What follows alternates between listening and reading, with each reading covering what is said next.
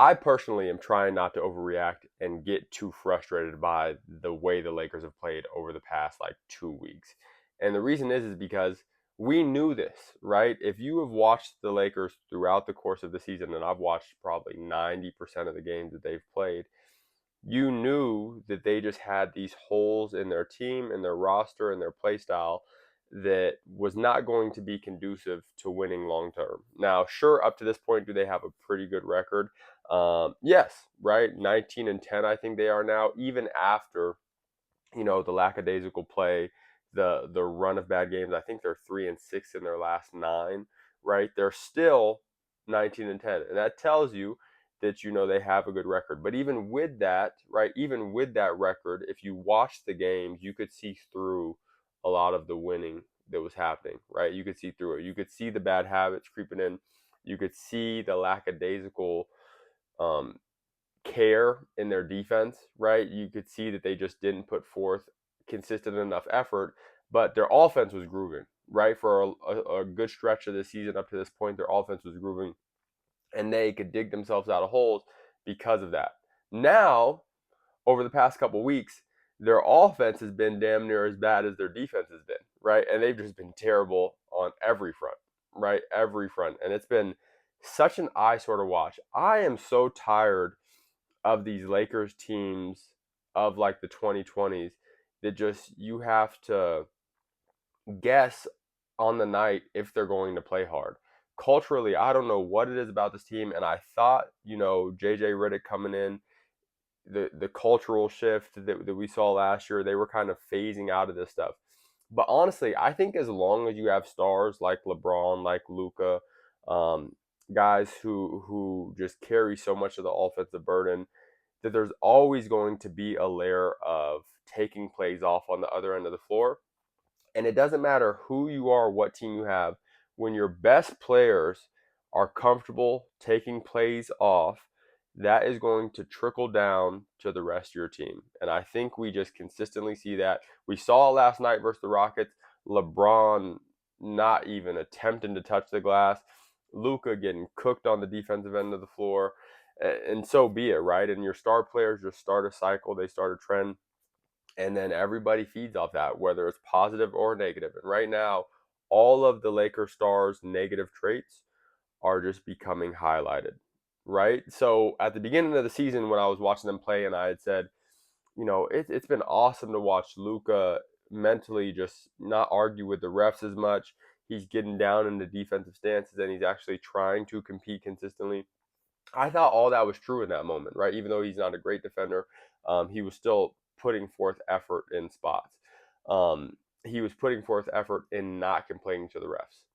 Recently, as they've struggled, all his negative qualities that really hurt your team, right? When you're complaining after every play, what does that do to the psyche of your team? That's such a lame victim mentality that is just ugly to watch, right? But we're starting to see it come through more and more, those loser qualities, as the team struggles, right? Rather than the leaders of this team being like, no, we're not going to go this way. We're going to continue to dig ourselves out of this thing. We're going to put forth the effort. We're actually going to try to compete at a high level. We're going to try to play the right way. And we're not just going to pick and choose when we want to play hard based on whether the offensive side of the game is going well. You know what I'm saying? So, just a little rant for you guys. But I have to say, watching these guys play, I think it starts with the top, you know, and that is Luka, that is LeBron. Austin Reeves, I think, has a little bit of an excuse because he's been out with the calf strain, and now he's going to probably be out for an even extended amount of time because he re-injured that versus the Rockets last night. Now, I will say, I don't think Austin Reeves escapes all of the blame because before he got injured, even him, he was struggling a lot. I felt like um, one thing, here's what I'll say about Austin. One thing I like about Austin is he, from a chemistry perspective, regardless of if he's playing good or playing bad, he still is a positive when it comes to chemistry because he does not allow the amount of shots that he gets in a given game, his stats, to dictate how hard he's going to play, to dictate whether he's going to complain and just have overall bad mannerisms and allow that to infect the rest of the team, right? Like, he's very neutral, whether or not he scores 40 or whether he scores 15. He's very neutral and he's very present and just being a part of the team and so on, right? And that's something that I really like about Austin Reeves and why I think he's one of the most important pieces to this team. But with that being said, one negative I think that we can attribute to Austin is him just not showing up this season when they need him to. When they've played good teams and Austin Reeves has been on the court, not just good teams, right? Because he's played good against some good teams. When they've played against athletic, switchable teams, he tends to play himself out of the games, whether it's the Minnesotas, whether it's the Spurs, whether it's the Oklahoma City Thunders, right? Those teams that are very switchable, where he struggles to get downhill the same way that he likes to, when he struggles to get to the line as much as he would like to.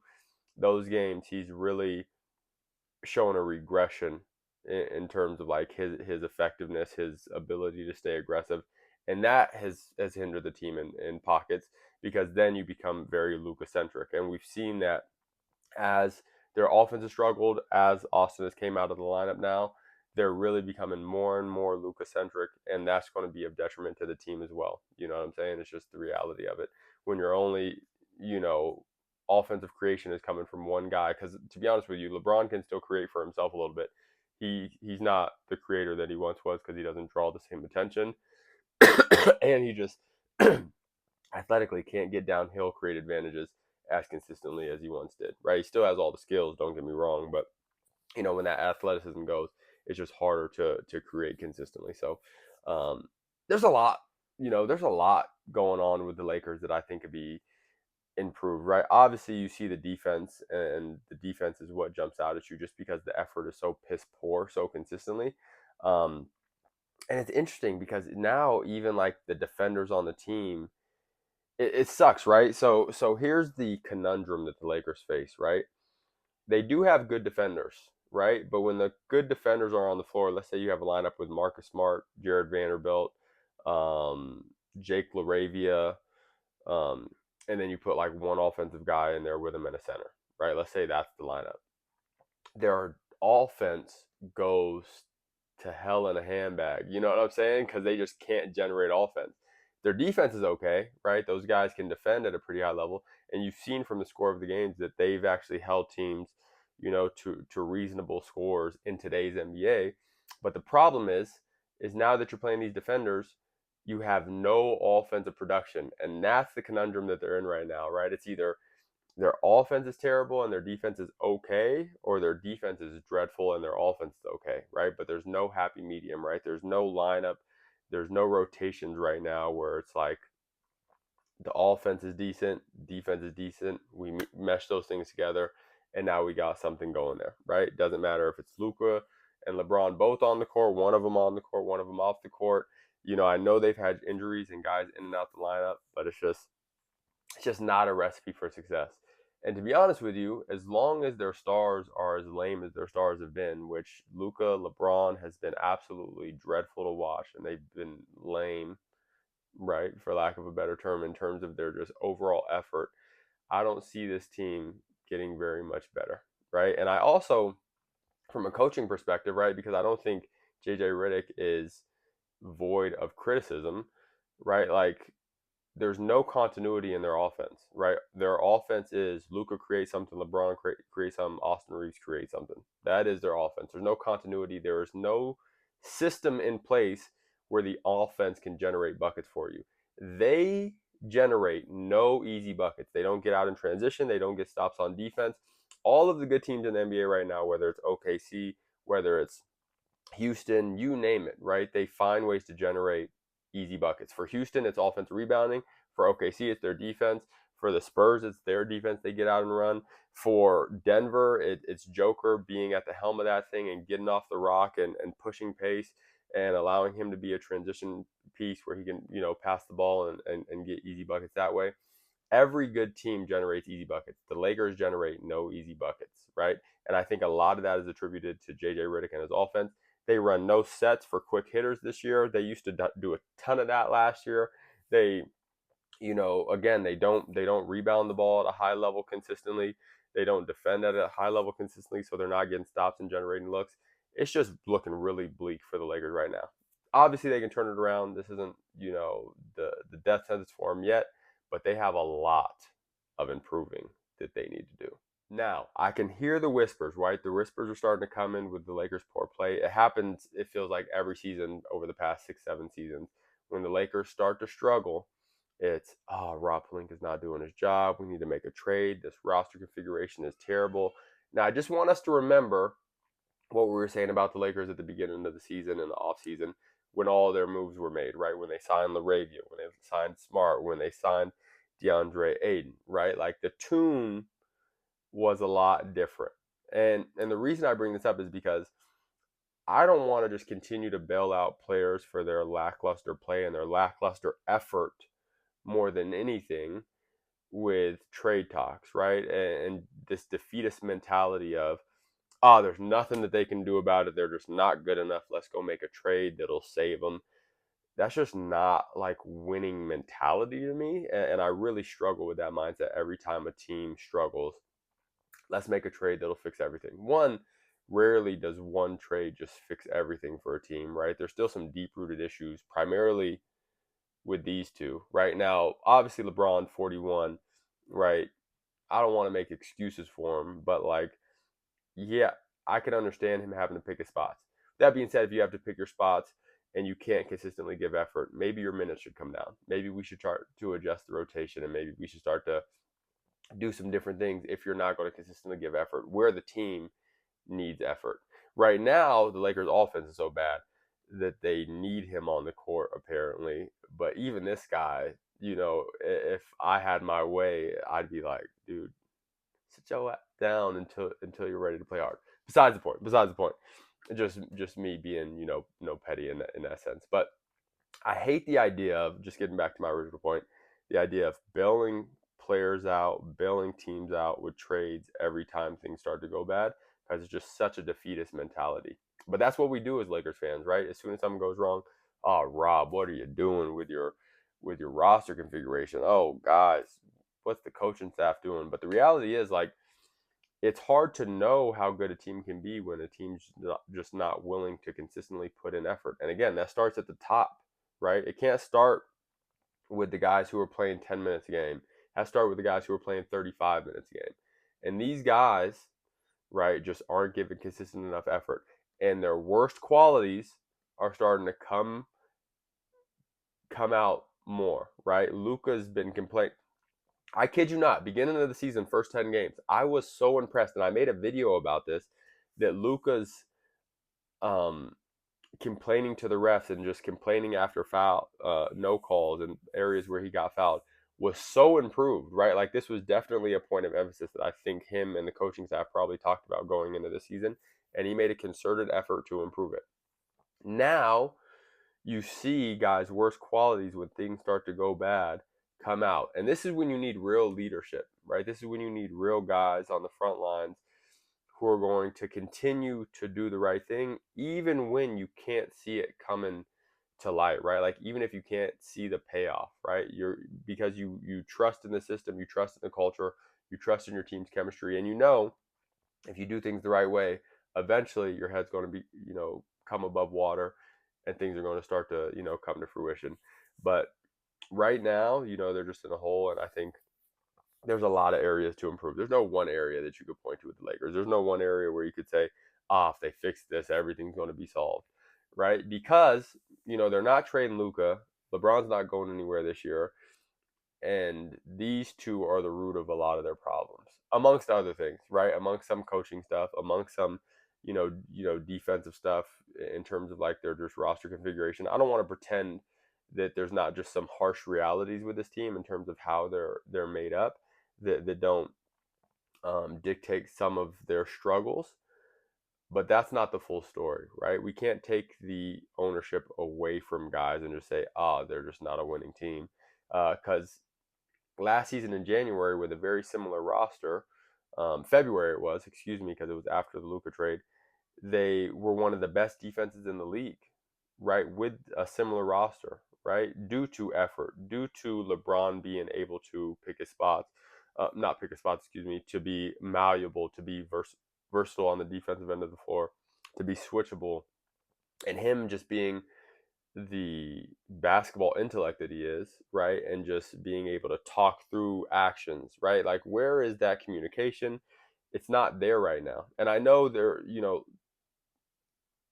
kind of new this season in regards to like, they haven't had a chance for everybody to be on the court because, one guy comes back, one guy leaves, another guy comes back, another guy leaves, right? And their roster have just been very in and out. But again, that's an excuse, right? Like, both of these guys have played enough basketball to be able to adjust to rosters changing and still be effective and still do the necessary things to win, right? Like, LeBron has won so much basketball games. I know he knows what it takes to win. And I also know that LeBron, especially in his Lakers tenure, and I would say the later half of his Cleveland tenure, has become a picker, right? A guy who's going to pick and choose when he wants to play hard, pick and choose his battles, pick and choose when to exert energy. And again, when your best players do that, it's a trickle down effect, and everybody starts to do that. And not everybody is LeBron. Not everybody can turn it on and off the way LeBron does. And I don't know if he realizes this or not, but that is infectious. And that's one of the most frustrating things that I've taken away from his Laker tenure, in that, like, that just bleeds over into everybody else. And we saw it with AD, right? Like, all these guys just start to, like, with that team, right? Like, post championship, they pick and choose when they want to play hard. They try and turn it on towards the end of the season, and get themselves going for the playoffs, get bounced by the Nuggets. You know what I'm saying? Just because good teams don't do that. Teams that are making deep playoff runs don't do that. They instill good habits, and they try to maintain those habits throughout the course of a season. Now, are you going to be perfect? Are you going to have slip ups? Yes, you're going to have slip ups. No, you're not going to be perfect. But the reality is that they try to sustain a level of excellence because they know that's what it takes to win games. And I know these guys know it, and I think a lot of it for LeBron is just like, he can't. Um, consistently put forth that effort anymore, maybe. Well, I think he can, but I think part of it is that he's unwilling to completely let go of his offensive production. I think if some games they need it lately, right? With how bad their offense has been with Austin Reeves off the court and stuff. But I think, like, letting go of this idea of like needing to maintain any sort of stats, I think he's still hanging on to that a little bit. Um, Anyways, I'm just rambling now. But the Lakers have just been infuriating to watch. The More than anything, it's just the effort, right? Like, just the lack of effort, the lack of willingness to compete on the defensive end of the floor. And what's amazing is that we've seen them do it, right? Like, last week when they played the Suns, right after getting chewed out by JJ, they come out, they play hard, they look like the most physical team in the NBA. They're absolutely dominating that Suns team. End of the game, they let their foot off the gas a little bit, ends up being a close game, whatever, whatever. But for the vast majority of that game, they out toughed one of the tougher teams in the NBA, one of the more physical teams in the NBA, in the Suns, who have had a pretty good season up to this point. So you see that they can do it, right? You see DeAndre Ayton can be a beast on the glass. You see that Rui can play physical. He can he can make reads on the defensive end of the floor. He can get to spots. He doesn't have to be just a negative on the defensive end of the floor. Luka can be tough. LeBron can do his thing and win his matchup versus Dylan Brooks and still be that guy at 41 years old. And then you got guys coming off the bench. LaRavia was terrific that game. Not just making shots, but being physical, getting steals in the open court. Not every, sometimes teams are going to match your physicality, and that's okay. That doesn't mean you're going to, like, sometimes the physical battle can be a wash. But for you guys just to completely not be physical and like just pick and choose spots and then get utterly dominated in your past like 3 games, just says a lot about like the lack of willingness to compete. You know what I'm saying? And again, I'll say it again, it starts with these two guys, right? I'm not going to give any more of the blame to anybody else, because I think it starts with these two guys first. And if they're unwilling to do the right things, then the Lakers just aren't going to be very good. That's just the reality of it. But hope you guys enjoy the content as always. If you like it, make sure to like, subscribe, tell a friend to tell a friend, leave a comment, tell me where I'm tripping, tell me where I'm on point. Tell me if you agree that the Lakers have been an absolute eyesore to watch over the past 2 weeks. Um, there's been multiple games over the past stretch where I just had to turn it off. They get down 20 Their offense is terrible. Luka's shooting step back threes with two people on him, and he, isn't trying to get downhill at all, be assertive in the paint. He's just trying to settle. Even as his playmaking has been dreadful.